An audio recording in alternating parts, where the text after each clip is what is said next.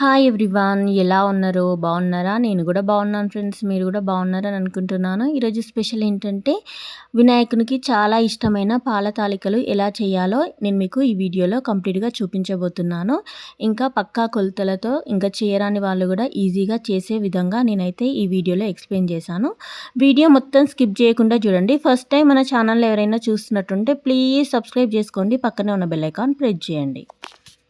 Okay friends, మనం వీడియోలోకి వెళ్ళిపోదాం. ముందుగా పాల తాలికలు చేయడం కోసం ఒక బౌల్లో అయితే మనము సాబుదాన్ని తీసుకొని ఒక్కసారి నీట్గా వాష్ చేసుకొని ఆ వాటర్ని వంపేసుకొని ఇంకా మళ్ళీ కొన్ని వాటర్ పోసుకొని ఒక ½ అయితే మనం పక్కకు పెట్టేసుకుందాం. ఇంకా అవి నానేలోపు ఒక ప్యాన్ తీసుకొని స్టవ్ ఆన్ చేసి ఒక కప్పు వాటర్ అయితే తీసేసుకుందాం. ఇంకా అందులో కొద్దిగా సాల్ట్ అయితే వేసుకుందాం.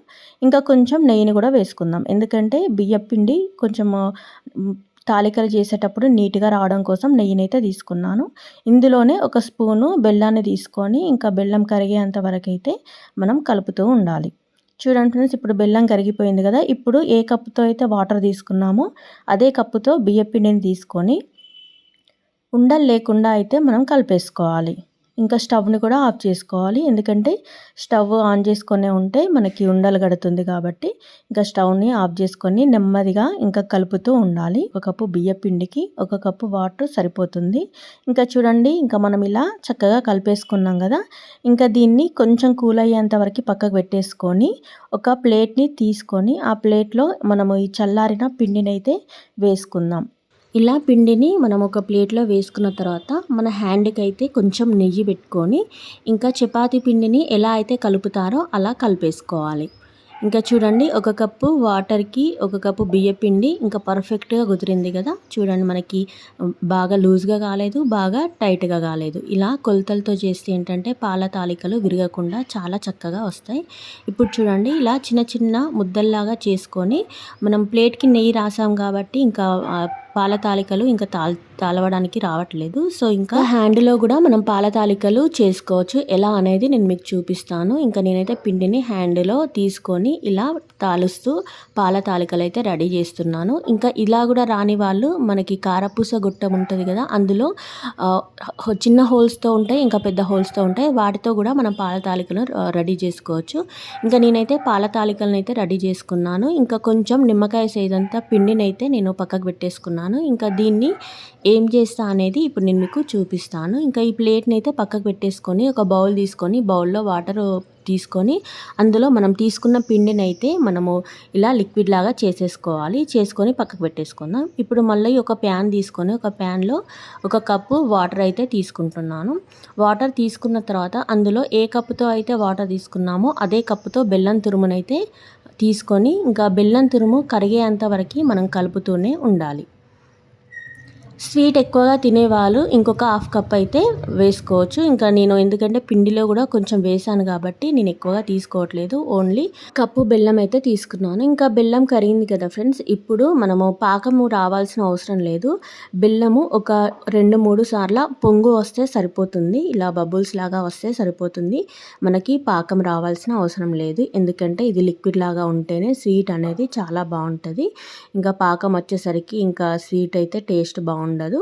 ఇంకా మనకి పొంగు అయితే వచ్చేసింది. చూడండి, ఇలా కలుపుతూనే ఉండాలి. ఇలా పొంగు వచ్చిన తర్వాత స్టవ్ ఆఫ్ చేసి ఇంకా దీన్ని చల్లారనివ్వాలి. ఇప్పుడు నేనైతే స్టవ్ ఆఫ్ చేసినాను. స్టవ్ ఆఫ్ చేసి ఇంకా దీన్ని అయితే పక్కకు పెట్టేసుకొని ఇంకా ఈ బెల్లం సిరప్ అయితే మనకి కూల్ అయ్యే లోపు మనం డ్రై ఫ్రూట్స్ని అయితే వేయించేసుకుందాం. దానికోసం ఒక బౌల్ తీసుకొని అందులో నెయ్యిని వేసుకుంటున్నాను. నేను జిఆర్బి నెయ్యిని తీసుకుంటున్నాను. అందులో ఇంకా డ్రై ఫ్రూట్స్ అయితే వేసి వీటిని ఇంకా పచ్చిదనం పోయేంత వరకు ఫ్రై అయితే చేసుకుంటున్నాను. ఇప్పుడు మళ్ళీ ప్యాన్ తీసుకొని స్టవ్ ఆన్ చేసి ప్యాన్లో మనం పాల తాలికలు బాయిల్ చేయడానికి ఇంకా నేనైతే పాలైతే తీసుకుంటున్నాను. 2 కప్పుల పాలనైతే తీసుకున్నాను. ఇంకా మీరు కావాలనుకుంటే అంటే కొంచెం లిక్విడ్ ఎక్కువ కావాలనుకుంటే ఇంకొక కప్పు తీసుకోవచ్చు. నేనైతే 2 కప్పుల పాలనైతే తీసుకున్నాను. ఇంకా ఇందులో కొంచెం మరిగిన తర్వాత మనం ఆల్రెడీ నానబెట్టుకున్న సగ్గుబియ్యాన్ని అయితే మనం ఇందులో వేసుకొని బాయిల్ చేసుకోవాలి. ఇలా ఒక 5 మినిట్స్ కలుపుతూనే ఉండాలి. ఎందుకంటే అడుగు అనేది అంటుతుంది. మనము ఈ సగ్గుబియ్యం పైకి తేలేంత వరకు కలుపుతూనే ఉండాలి. ఇంకా చూడండి ఫ్రెండ్స్, మనకి పాలు కూడా బాయిల్డ్ అవుతుంది. పైన అట్టు అయితే కట్టద్దు పాలు మరిగేటప్పుడు. ఇప్పుడు పాలు మరిగిన తర్వాత మనం ఆల్రెడీ తాల్చి పెట్టుకున్న బియ్యపిండి తాలికలనైతే ఇందులో కొద్దిగా వేసేసుకుందాం. ఎందుకంటే అంటుకుంటాయి కాబట్టి మనం విడివిడిగా వేసుకుంటేనే బాగుంటుంది. చూడండి, ఇలా విడివిడిగా వేసుకోవాలి. ఒకటే దగ్గర వేసుకుంటే అవి అలానే గట్టిగా ముద్దలాగా అయిపోయి ఇంకా మనకి పాల తాలికలు అనేటివి విరిగిపోతాయి. ఇంకా చూడండి ఫ్రెండ్స్, ఇలా నేను మొత్తం అయితే పాల తాలికలను అయితే అందులో వేసాను. వేసి నెమ్మదిగా అయితే మనం కలుపుకోవాలి. ఇంకా ఇవి వినాయక చవితికి వినాయకునికి అయితే చాలా ఇష్టమైన ప్రసాదం ఫ్రెండ్స్. ఇంకా మనము సిరా చేసినా ఏది చేసినా ఈ పాల తాలికలు అయితే కంపల్సరిగా మనకి వినాయకుని నైవేద్యంగానైతే మనం పెట్టుకోవాలి. ఇంకా ఇలా సింపుల్గా కూడా చేసుకోవచ్చు. నేనైతే ఈజీ ప్రాసెస్లోనే చేసుకుంటున్నాను. ఇంకా పాలు కూడా విరగట్లేదు చూడండి, ఎందుకంటే మనము ఇందులో పచ్చిపాలు కాకుండా కాచిన పాలు తీసుకున్నాము. సో ఇంకా కాచిన పాలు తీసుకుంటే మనకి పాలు అయితే అస్సలు విరగవు. ఇంకా మనం నెయ్యి వేసినా ఏది వేసినా పాలైతే విరగవు. ఇంకా ఇలా సిమ్లో పెట్టేసి మనము వీటిని అయితే బాయిల్డ్ చేసుకోవాలి. ఇవి బాయిల్డ్ అయిన తర్వాత మనం కొద్దిగా ఇలాచీ పౌడర్ని అయితే ఇందులో వేసేసుకోవాలి. దీనివల్ల స్వీట్కి టేస్ట్ అనేది ఇంకా రెట్టింపు అవుతుంది. ఇలా వేసుకున్న తర్వాత మనము నెమ్మదిగా కలుపుతూనే ఉండాలి పాల తాలికలు విరగకుండా. ఇంకా చూడండి ఫ్రెండ్స్, చూడడానికి ఎంత డెలిషియస్గా కనిపిస్తుందో, టేస్ట్ కూడా చాలా బాగుంటుంది ఫ్రెండ్స్. పిల్లలు అయితే చాలా ఇష్టంగా తింటారు.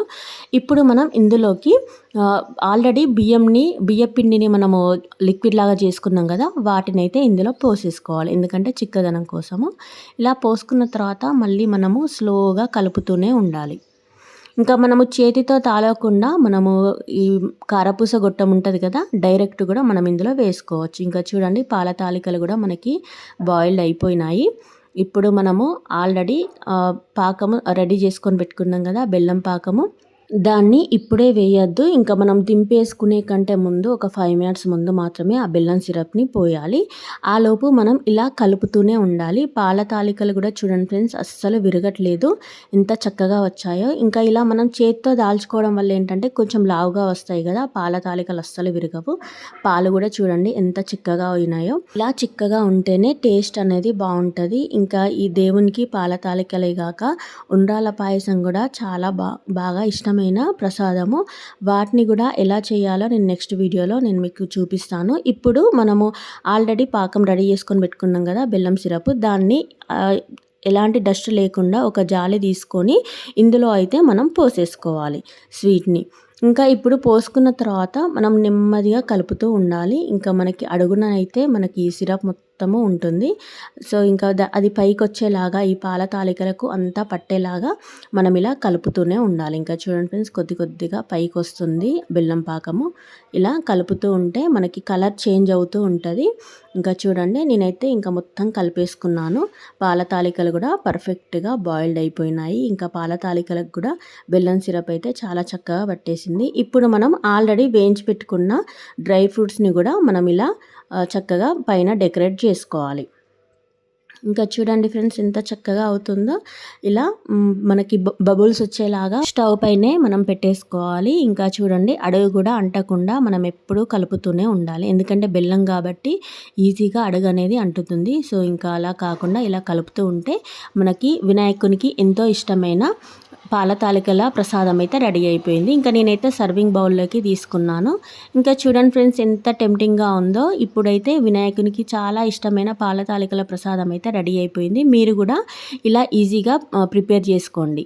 ఇంకా ప్రిపేర్ చేసుకొని రేపు వినాయకునికి నైవేద్యంగా పెట్టండి. మీకు మీ కుటుంబ సభ్యులకి ఆ వినాయకుని ఆశీస్సులు ఉండాలని మనస్ఫూర్తిగా కోరుకుంటున్నాను. ఇంకా మీరు నేను చెప్పిన ప్రాసెస్లో ప్రిపేర్ చేసిన తర్వాత ఎలా వచ్చిందనేది నాకు కమెంట్ బాక్స్లో కమెంట్ చేయండి.